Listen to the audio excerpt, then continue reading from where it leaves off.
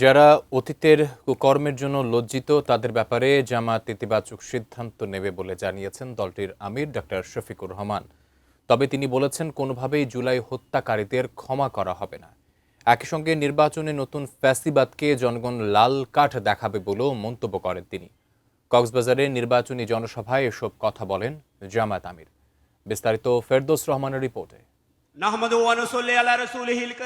নির্বাচনী প্রচারণার একাদশ দিনে কক্সবাজারে যান জামায়াতের আমির। কড়া রোদ উপেক্ষা করে শহরের বীর মুক্তিযোদ্ধা মাঠে জনস্রোত। মাঠে জায়গা না পেয়ে কেউ কেউ অবস্থান নেন পার্শ্ববর্তী সীমানা প্রাচীর এবং দালানের ছাদে। বেলা ১টার কিছু পরে মঞ্চে ওঠেন জামায়াতের আমির। স্থানীয় পর্যটন শিল্প আধুনিকীকরণ সহ নানা প্রতিশ্রুতি দেন উন্নয়নের। আমরা এই মৃতদেরকে কথা দিচ্ছি, ইনশাআল্লাহ ১৩ তারিখ থেকে নতুন একটি বাংলাদেশ জনগণ পাবে। সেদিন আমাদের মায়েদেরকে আমাদের মাথার উপরে তুলে মর্যাদা দেব ইনশাআল্লাহ। তাদেরকে ঘরে চলাচলে কর্মস্থলে সব জায়গায় তাদের পূর্ণ নিরাপত্তা নিশ্চিত করা হবে। নতুন বাংলাদেশ গড়তে এলো জুলফিকার স্টিল।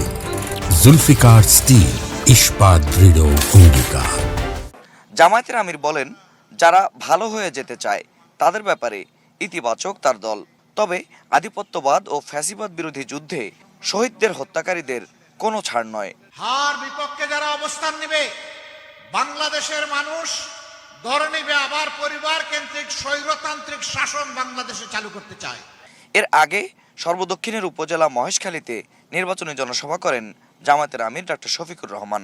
মহেশখালীর নতুন বাজার সরকারি প্রাথমিক বিদ্যালয় মাঠে স্থানীয় লবণ শিল্পকে উন্নত করার প্রতিশ্রুতি দেন তিনি। বলেন, পৌঁছে যাওয়া নেতৃত্ব এবং অপরাজনীতির সংস্কৃতি পরিবর্তন করবে জামায়াত।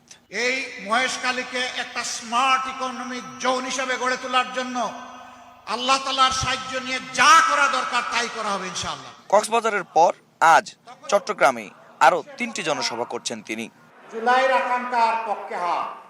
Ferdous Rahman, ATN News, Cox's Bazar.